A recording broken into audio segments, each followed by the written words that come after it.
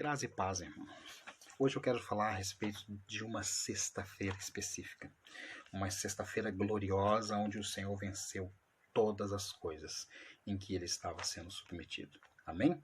De que sexta-feira eu estou falando? Daquela sexta-feira antes da crucificação do Senhor Jesus. A motivação de eu gravar esse áudio é porque há pouco agora aconteceu a Páscoa que os judeus comemoram. E eu recebi muitos zaps de cristãos que comemoram a Páscoa. E me desejando boa Páscoa, e alguns mandaram alguns compartilhar, e os irmãos dizendo de forma bem poética que as trevas estavam se levantando e o Senhor então foi pego e eles crucificaram o Senhor Jesus, mas domingo está chegando. E sempre anunciando alguma coisa que acontecia nesses dias, ia sempre anunciando o domingo está chegando. E alguns irmãos até mesmo escrito colocavam assim, ó, e aconteceu isso e aquilo, mas no domingo o Senhor ressuscitou. Irmão, domingo foi glorioso. Sim, foi muito glorioso. Graças a Deus por isso. O Senhor ressuscitou. O Senhor venceu a morte. Quiseram colocar um ponto final na história do Senhor Jesus e colocaram uma pedra lá. Mas o autor da vida ressuscitou. Bendito é o nome do Senhor Jesus por isso. Mas por causa disso nós não podemos diminuir o que aconteceu na sexta-feira, no dia da crucificação. Ele nunca foi derrotado. O Senhor sempre, em toda a sua vida, foi vitorioso. E na sexta-feira ele estava vencendo também. É porque nós temos dificuldade de olhar a vitória pela fraqueza. Nós temos dificuldade de olhar a vitória morrendo. Certamente a palavra da cruz é loucura para aqueles que perecem. Mas não para nós, irmãos. Para nós é poder de Deus. Amém? Então eu queria ler uns textos para os irmãos compreenderem o que aconteceu nessa sexta-feira. Ou especificamente na morte do Senhor Jesus. Será que ele estava perdendo mesmo? Vamos conferir alguns textos. E eu falando aqui, no mínimo os irmãos já devem ter lembrado de alguns textos aí. Mas Colossenses 1:20 fala o seguinte. Lá fala assim, ó, o 1:19. Porque aprove a Deus que nele residisse toda a plenitude. Agora o 20. E que, havendo feito a paz pelo sangue da sua cruz, ele fez a paz pelo sangue da sua cruz. Isso foi na sexta. Por meio dele, reconciliar-se consigo mesmo todas as coisas, quer sobre a terra, quer sobre os céus. E a vós outros também, que outrora erais estranhos, inimigos do entendimento pela vossa obras malignas. Agora, porém, presta atenção no 22. Agora, porém, vos reconciliou no corpo da sua carne, mediante a sua morte. Não está falando da ressurreição aqui, embora o Senhor também venceu na ressurreição. Mas eu estou frisando a morte, para apresentar-vos perante ele santos, inculpáveis e irrepreensíveis. E também Colossenses 2:14 fala assim, tendo cancelado o escrito de dívida que era contra nós e que constava de ordenanças, o qual nos era prejudicial, removeu inteiramente, cravando na cruz. Aleluia! Foi na cruz, foi na morte. Naquele momento, ele estava rasgando o escrito de dívida que era contra nós. Esse escrito de dívida estava na mão de Deus. Nós devíamos a Deus, nós pecamos contra Deus. Deus tinha uma sentença contra nós. Mas Deus Filho estava pagando a Deus Pai a nossa dívida. Sabe que dia aconteceu isso? Foi no dia da morte do Senhor Jesus. Então ele foi vitorioso na morte. Deixa eu ler o próximo versículo. Tem mais coisas aqui sobre qual o Senhor foi vitorioso. Olha só que interessante. O 14. Agora o 15. E despojando os principados e potestades. Ele despojou o principado e potestade.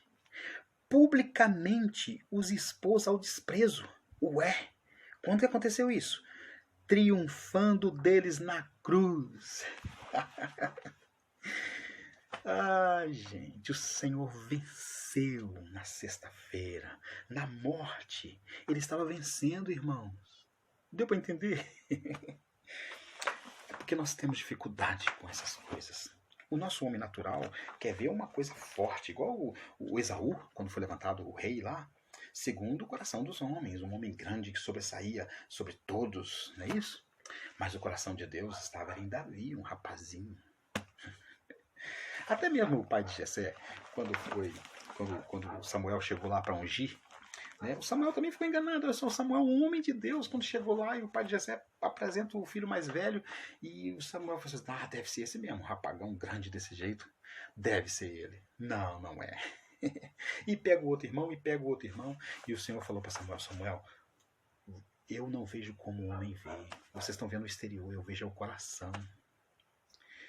Né? E Jessé esqueceu até do filho dele, de Davi, daquele que estava lá no campo, trabalhando. O único que estava trabalhando naquela família.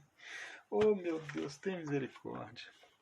E aí manda trazer esse rapaz. E trouxe o rapaz, quando vê, é esse. Um rapazinho bonito, mas pequeno.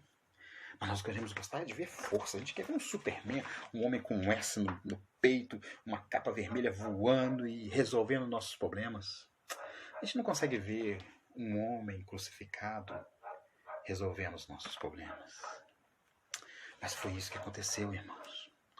Foi isso que aconteceu. Esse homem venceu morrendo. Nós não pregamos a Cristo e esse crucificado? Essa aqui é o nosso evangelho. E Cristo e esse crucificado.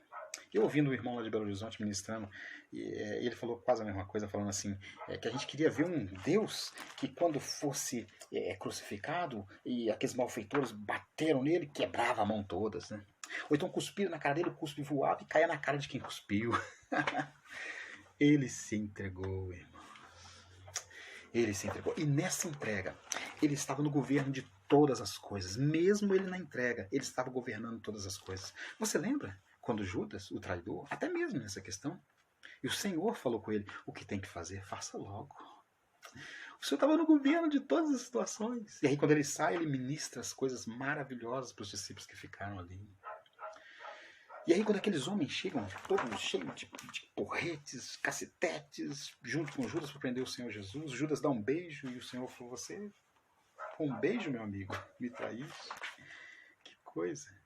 E aí aqueles homens chegam lá e o Senhor Jesus vai perguntar, a quem buscais? O Senhor toma a frente, o Senhor não precisa de guarda-costas, interessante isso, né? E ver algum irmão hoje precisar de guarda-costas é complicado, hein? O Senhor não precisa de guarda-costas. O Senhor tomou a frente dos discípulos. Ele estava cuidando da situação. E eles falaram, Jesus de Nazaré. Ele falou assim, eu sou. Só dele falar eu sou, caiu todo mundo. E o Pedro, esse querido, tadinho, quis pegar uma espada, enfiar no pessoal e cortou a orelha de um sujeito lá. O Senhor falou, Pedro, mete a espada na bainha, rapaz, guarda-se, porque quem é para a espada é para a espada. O Senhor está no controle. Irmão, está na entrega do Senhor, o Senhor estava no controle de todas as coisas. Até aquele momento, antes, em João, sempre fala assim, não é chegada a minha hora. Não é chegada a minha hora. Não é chegada a minha hora. Aí, quando chega João, a partir do 13, ele começa a falar assim, é chegada a minha hora. O Senhor estava no controle de todas as coisas, né? Até na entrega dele. E aí aquele alvoroço, então, porque se a espada levanta lá, ia ser uma carnificina, ia matar todo mundo, porque aqueles homens foram dispostos. E o Senhor tomou a frente. Né? E o Senhor foi entregue, e mesmo na entrega, eles lá tamparam a cabeça do Senhor Jesus e bateram nele, e falaram, profetiza agora quem está te batendo. Como se diz assim, você está com a cara tampada. Né? Se você realmente é isso que você está falando, você sabe quem te bateu. O Senhor sabia claramente quem tinha batido. Claramente. Colocaram uma coroa de espinho. Fizeram tudo o que fizeram com eles, irmão. Mas o Senhor estava no controle. Uma ovelha muda, ele foi do matadouro. Todas as profecias estavam se cumprindo ali no Senhor. Bendito é o nome do Senhor Jesus por isso. Ele era o único que podia se defender. Mas ele não abriu a boca. Ele não se defendeu. Então, quando foi crucificado, o inimigo devia estar achando que estava vencendo. Mas é naquele momento em que o inimigo estava derrotado. Ele teve cuidado ali na cruz, irmãos, está morrendo, do lugar onde que a Maria pudesse morar. Falou, João, agora toma Maria na tua casa, cuide dela, tá? O ladrão que estava do lado lá, um blasfemando, o outro falou, o Senhor foi e ministrou para ele, ó, hoje mesmo estarás comigo no paraíso. Ele não está no controle de todas as coisas. Ele vence. Ele é vencedor sobre todas as coisas. Nada pega ele de surpresa. Né? E a questão da loucura da palavra está lá em 1 Coríntios 1,17. Né? Mas eu queria colocar 2 pontos. Então, que eu iniciei falando o áudio, queria colocar agora no final 2 pontos. Por que eu estou falando isso? Primeiro, que o Senhor sempre foi vencedor. E por mais que apareça uma aparente derrota, é nessa aparente derrota que ele está vencendo. Tá? Na cruz ele cravou nossos dívidas, na cruz ele ministrou paz sobre nós, na cruz ele nos reconciliou, Não é mesmo?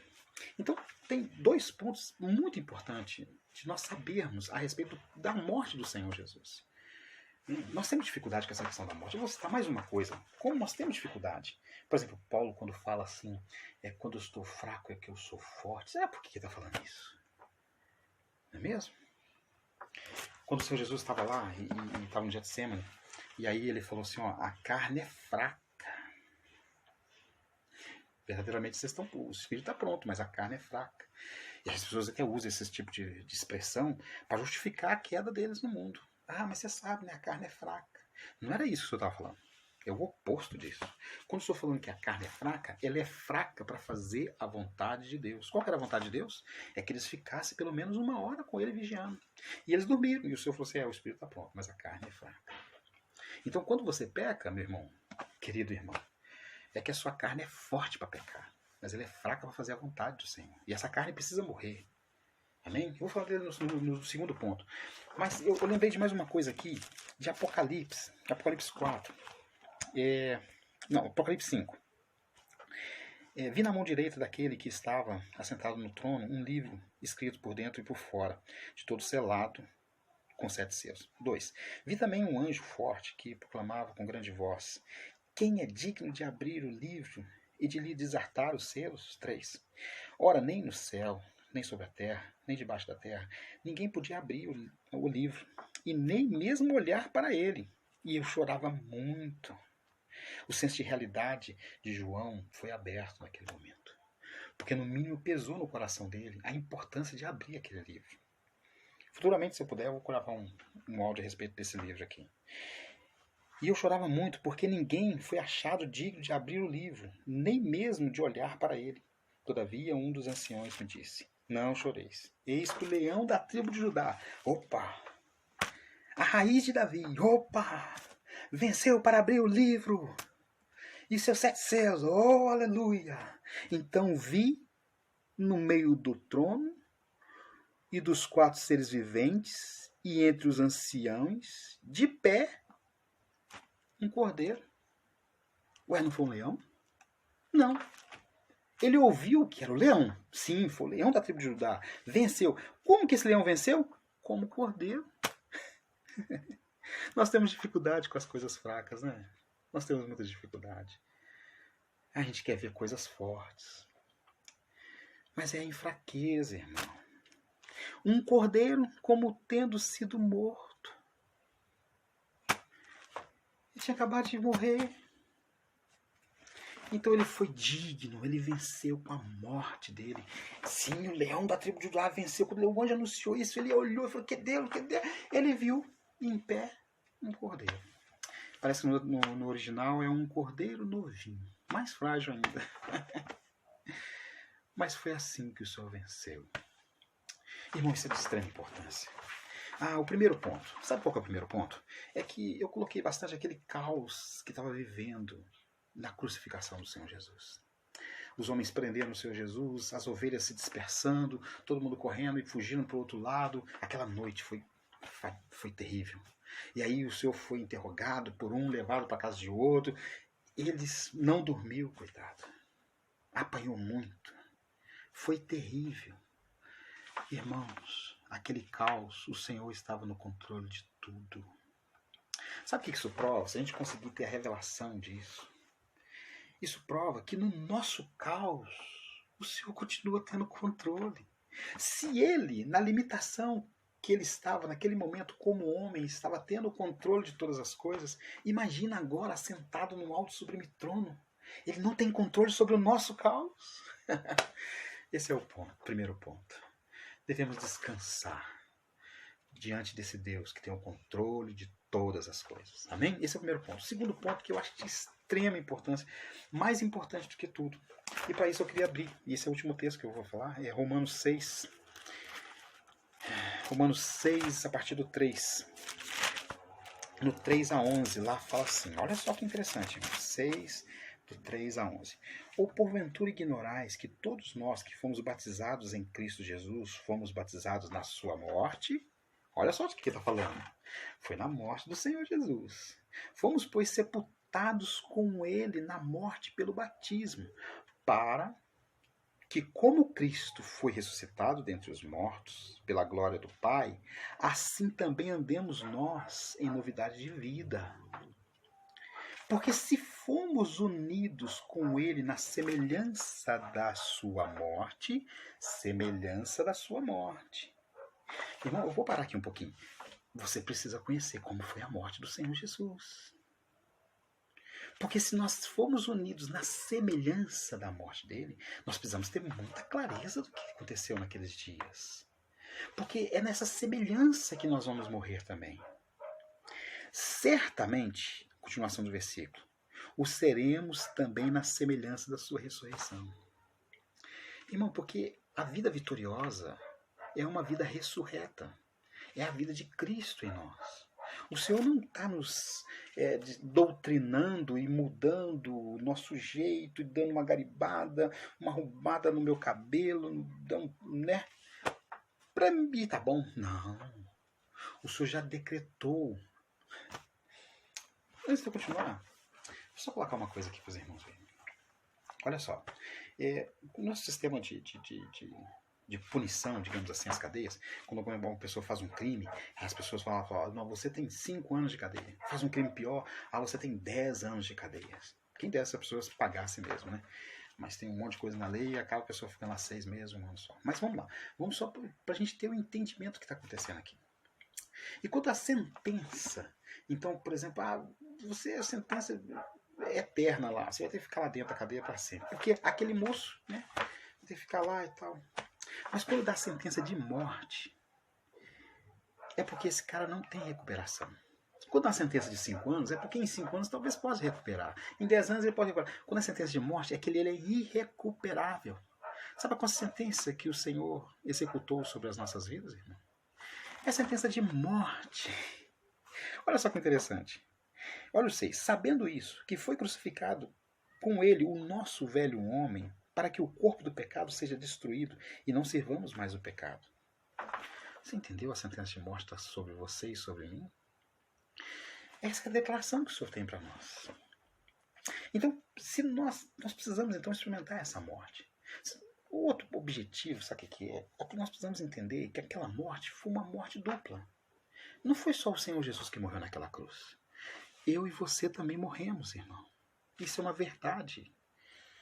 Só que ela precisa ser verdade na nossa experiência. E quem está transportando isso para a nossa experiência é o Espírito Santo.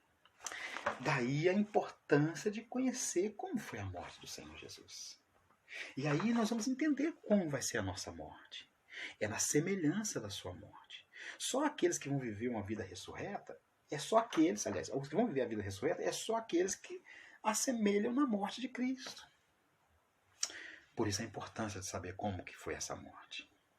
Então, quando a gente olha o Senhor, triunfante sobre todas as coisas, e tendo o poder de sair daquela situação, a hora que quisesse, e ele não saiu. Você está entendendo?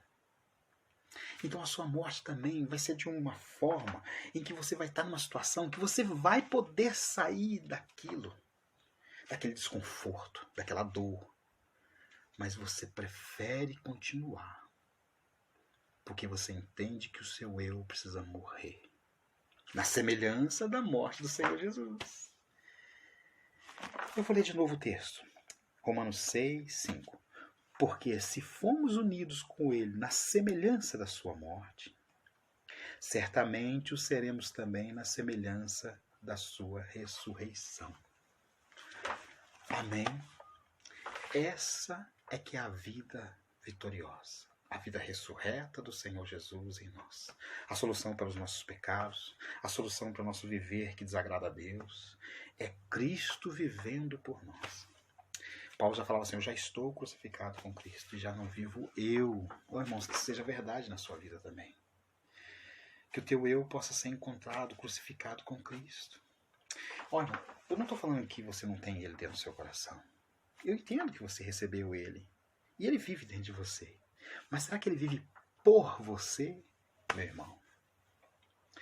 Esse é o desejo de Deus Pai, que Cristo possa viver por nós. Esse é o final do trabalho do Espírito Santo em nós. Paulo falava assim: filhinhos, a quem eu sofro dores de parto, até que Cristo seja formado em vós. Por isso é importante olhar para a sexta-feira e ver como o Senhor morreu. Porque se nós formos unidos na semelhança da sua morte, uma identificação com a sua morte, certamente seremos identificados com a sua ressurreição. Amém? Imagina eu com a imagem de Cristo sendo formada em mim completamente. Será que a minha esposa vai ter alguma dificuldade? Imagina minha esposa com o caráter de Cristo formado nela completamente. Eu vou ter alguma dificuldade com ela? Imagina nossas assembleias, todos os irmãos vivendo a vida de Cristo. Será que nós vamos ter dificuldades uns com os outros? Irmãos, é isso que o Senhor quer. Mas para isso nós precisamos conhecer como que foi a morte do Senhor Jesus. Então, com esses textos que eu acabei de ler, nós todos podemos concordar. Ele foi vitorioso em todos os aspectos, em todos aqueles dias. Até ali na cruz, ele estava vencendo. Amém? Deus te abençoe. Fique na paz. Espero que esses textos possam falar ao teu coração.